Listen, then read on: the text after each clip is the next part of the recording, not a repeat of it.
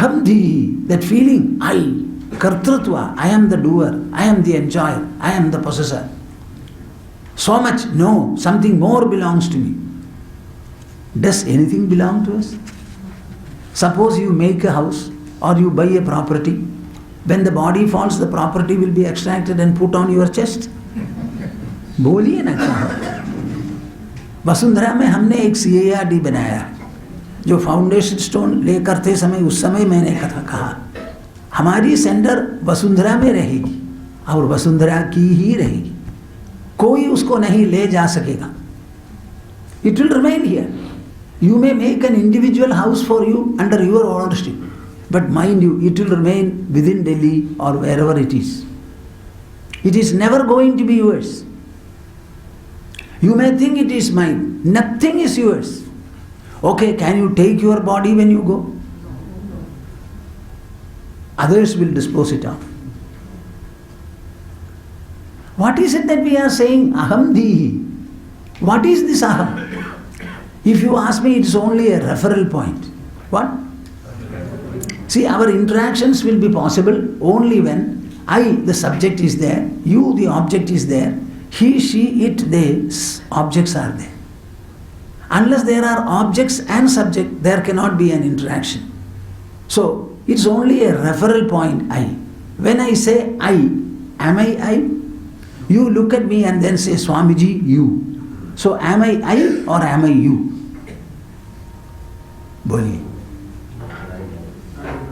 बोलिए ना. Am I or am I you? You are I. But you look at me and then say you? You are both. No, just don't explain. Just give one sentence. That's okay.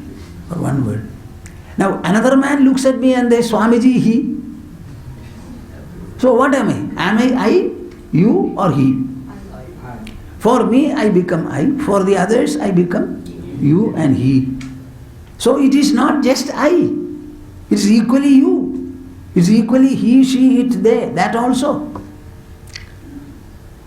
So it is only a referral point. A referral point. We have too many actions.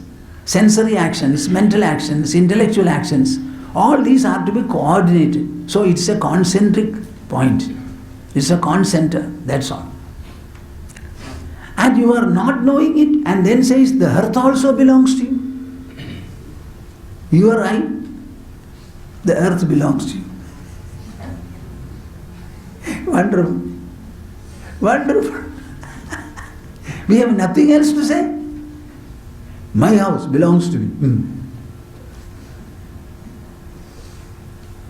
Sheer ignorance and delusion. Nothing belongs to us. This is the one lesson that we have to learn. Without paying any rent, you are using your body.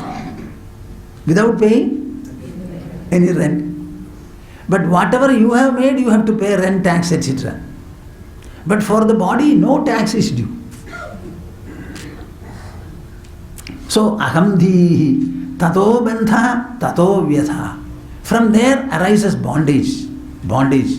I am the son, I am the daughter, I am the husband, I am the wife, I am the father, I am the mother. Like that. All these are bondages. I have done this, I have done that. It was not right, this is wrong. I am a sinner, I am a virtuous person. I got this, I did not get that. So many profits and losses, so many things you make. In reality, nothing has happened. The I remains ever the same. It has not swollen, it has not shrunk, it has not changed its color, it does not undergo any age. All these bondages you are quoting, tato vyatha. From that arises pain, agony, agitation, torment, affliction, grief. Just imagine Arjuna came to the battlefield after 13 years of preparation. And he started crying and weeping. The Gandiva slipped. He sat unable to stand. The whole picture changed when Krishna spoke to him. 32 letters. 32 letters. A few words. Arjuna changed his stand. The tears stopped and he became an inquirer of supreme felicity. Shreyas. Standing in the battlefield, he sought Shreyas, which all of you are supposed to be seeking when sitting in my front. In the battlefield, you can seek supreme felicity. The word is felicity. Supreme felicity. Not prosperity. Not riches. But the inner spiritual enrichment, splendor and ecstasy. That fullness. You can seek it from anywhere in this world. So in the battlefield he became a seeker. And then Krishna started speaking to him. Under delusion he was crying and weeping. When the delusion was slightly removed, suddenly the tears stopped. Just see the startling effect. Every one of us is crying for no reason. We don't know what to do. You may cry. Frugally, it's okay. But unnecessarily don't cry. Our problems cannot be solved by crying. Sometimes I tell people, when whatever you say doesn't appeal to the other, please cry and then say. It happens, it works also. People are shouting and shouting and shouting, arguing. Nobody stops. Crying and you say, please stop. Then they will listen to you. Tato bandha, tato vyatha. Na pramadanarthonyo jnaninaha swaswarupadaha. Tato mohaha, tato ahamdhihi, tato bandhastato vyatha. Krishna has explained in the Sthitaprajna portion of the second chapter of Bhagavad Gita, Dhyayado Vishayan Pumsaha Sangasteshu Upajayade Sangat Sanjayade Kamaha Kamat Krodho Bhijayade Krodhat Bhavati Sammohaha Sammoha Smriti Vibhramaha Smriti Bhramshat Buddhinasho Buddhinashat Pranashyati. This is what happened recent in the murder of the brothers. Dhyayado Vishayan Pumsaha Sangasteshu Upajayade. When you start pondering over, thinking about some possession, you develop a sense of identity with it. That identity grows passion or greed. And the greed, when obstructed, becomes hatred. When it comes to the point of hatred, you forget everything. Who am I? Who is the other? And finally, everything is destroyed. A series of developments. Many people will read it. Gita में भगवान ने बताया है, गीता में भगवान ने बताया है. So वो गीता है. वो गीता नहीं है. It is not Gita. It is the psychological process of descent in your personality. Have you ever thought of it in that manner? Our psychology gives rise to a process as a result of which undue contemplation upon anything whatsoever creates a sense of attachment and identity in you. This identity gives rise to greed or passion. And the passion, when obstructed, becomes hatred. The moment it becomes hatred, your eyes become red, the lips start shivering, hands start trembling. You don't know what to do. The whole delusion overtakes you. Then you forget who you are. When I was in Calcutta in my Purvashrama, there was a murder reported in the Statesman. I used to read Statesman at that time. It was, I think, a gold dealer family, Sarkar or MB Sarkar also. Two brothers were talking to each other. They were talking to each other. The conversation extended for a long time. And at one point of time, nobody knows what happened. One brother took the gun, shot the other. This was the murder. Finally, it was given to a jury. And the jury acquitted him, saying that there was no intention on his part to kill the brother. ये हुआ. आप थोड़ा सुनिए ना. When Krishna said this, वो भगवद गीता है, जन. Let us get Dolak and all that. Jayato Vishayan Prabhupam. What is that? Is it mentioned there? What is it? It is the process that is taking place in your mind. It is that psychological, intricate process that victimizes the human personality. That is what is discussed there. And then we are making a maja out of it. What is this? I sometimes wonder. Jhayato Vishayan Pumsa Sangaste Shubhajayate. When you read something, you should relate it to yourself. Smriti Bhramshat Buddhinasho Buddhinashat Pranashyadi. The whole destruction, decline, fall, it takes place. The entire Kuru dynasty fell only because of the greed of one person called Duryodhana. What? Very recently what happened? Which is that place where a lot of fight went on, a country? Israel. No, Libya. What was it? Somebody had become the ruler. He is the ruler of the ruled. You tell me, the ruled is superior or the ruler is superior? If I have to become a ruler, the people whom I rule should be there.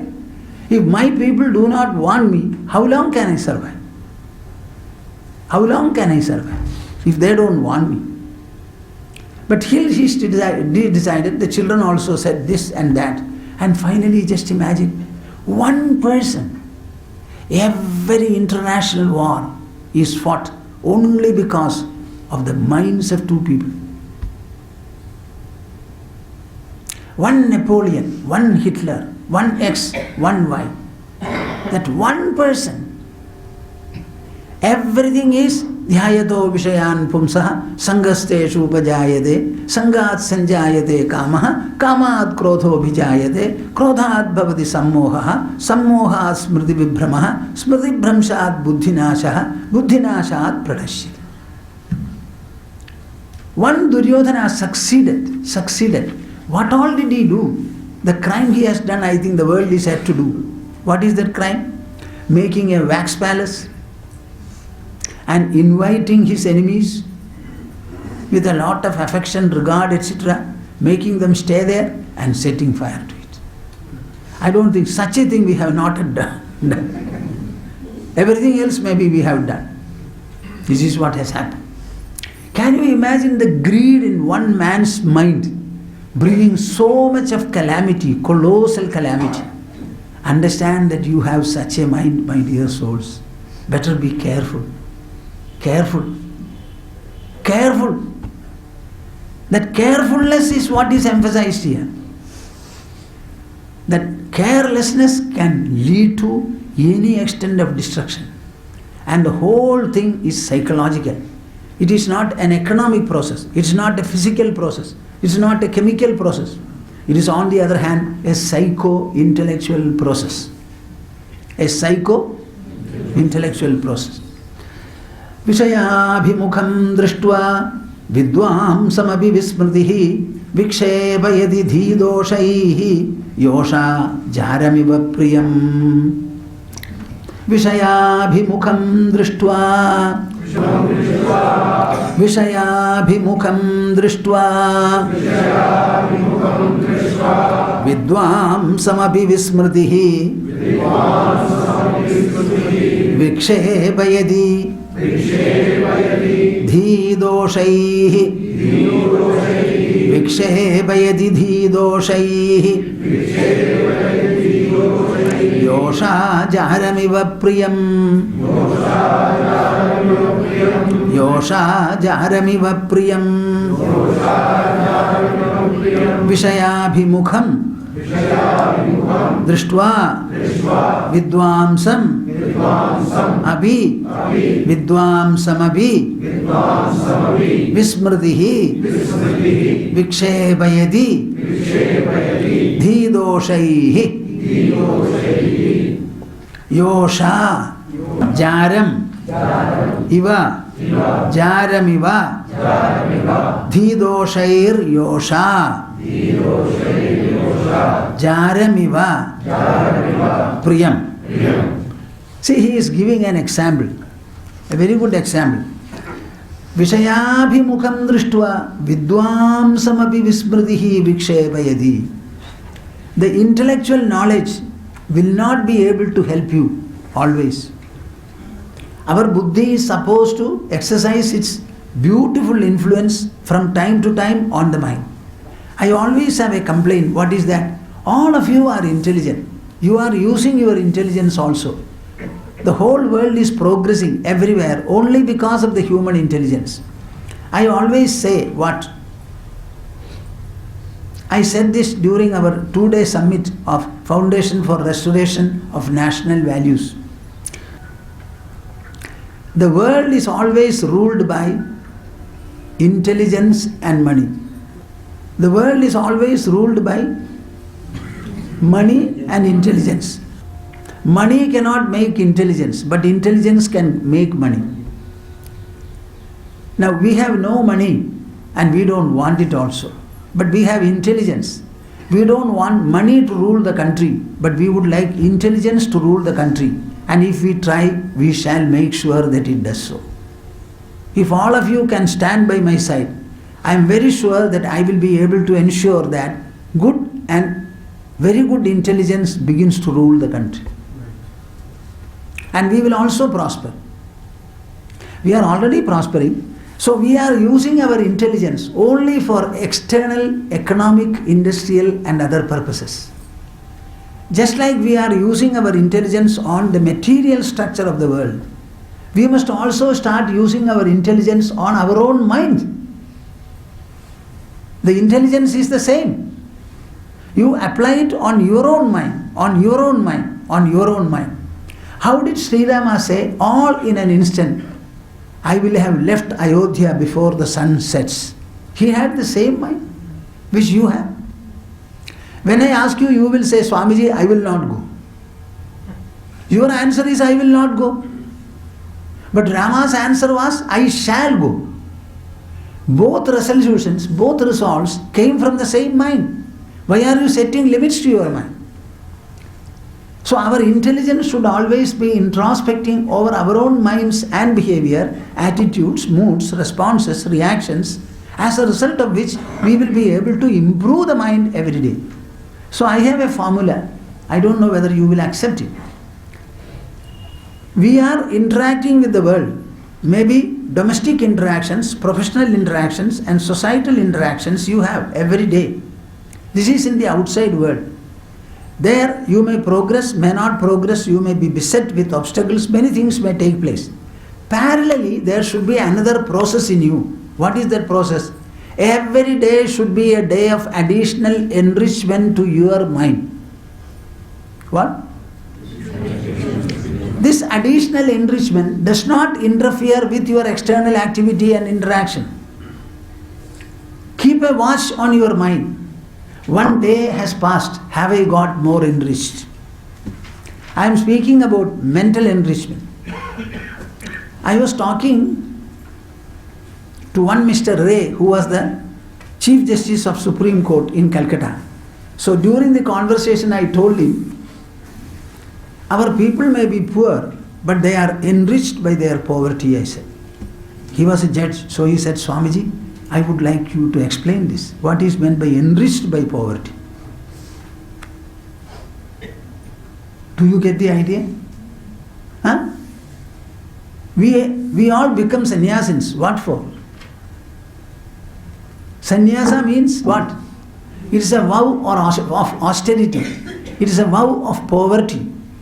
What? We have nothing, so we become poor. We become poor. We embrace poverty. Why are we embracing poverty? What is the reason, you tell me?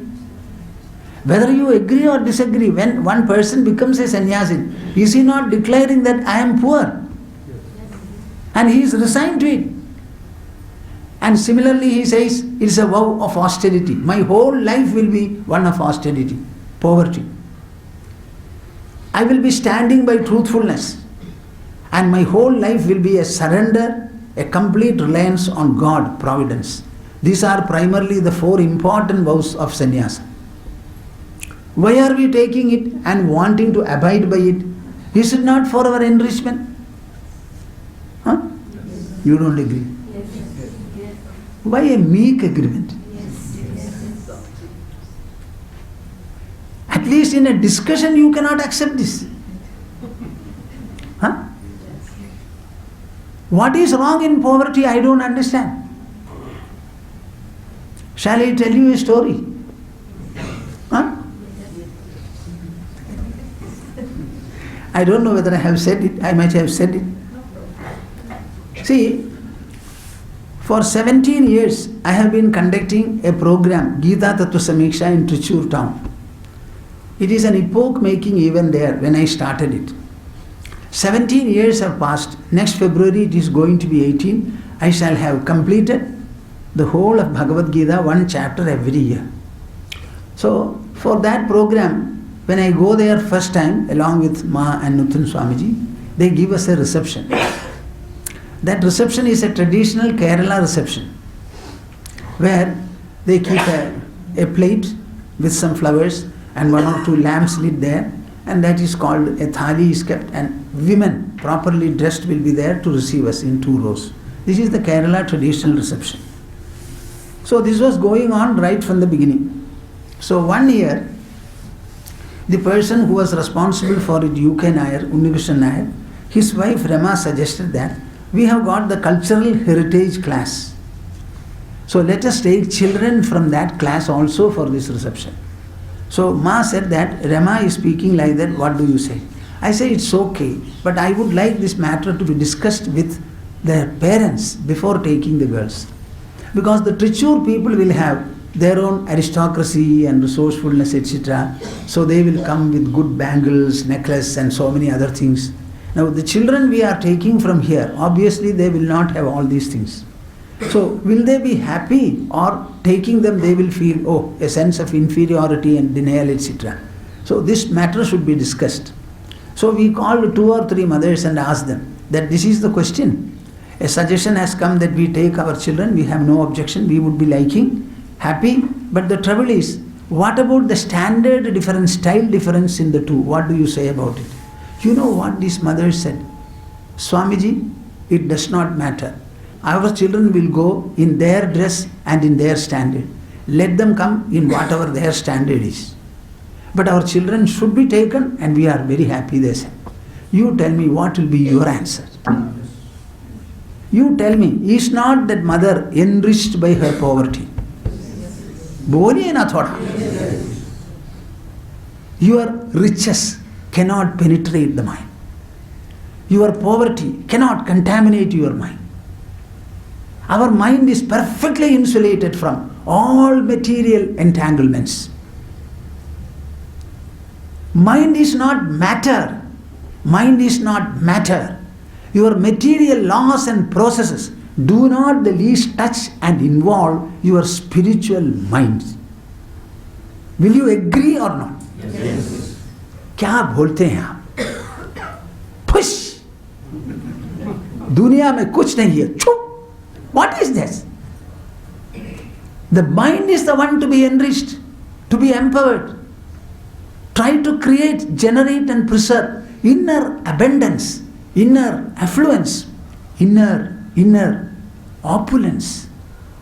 This is what we want.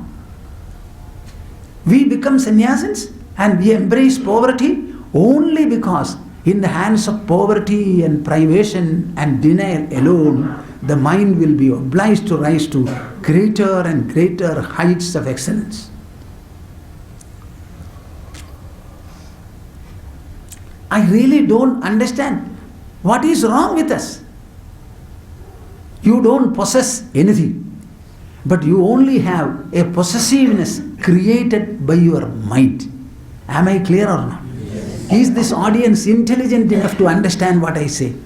We don't possess anything, but we only have a sense of possessiveness created by the mind in the form of an idea within our body.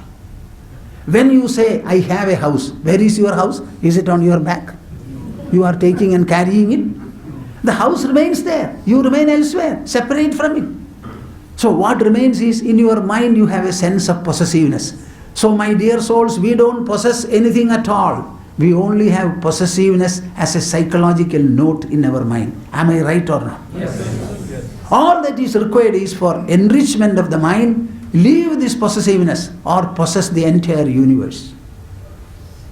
Possess the entire universe. If you can have possessiveness about a single house, can you not equally have a possessiveness of the whole universe? Either you say nothing belongs to me, or you say the whole universe is mine. One of the two. Ayamevahamityasmin sankoche vilayam gate samasta bhuvana vyapi vistara upajayate.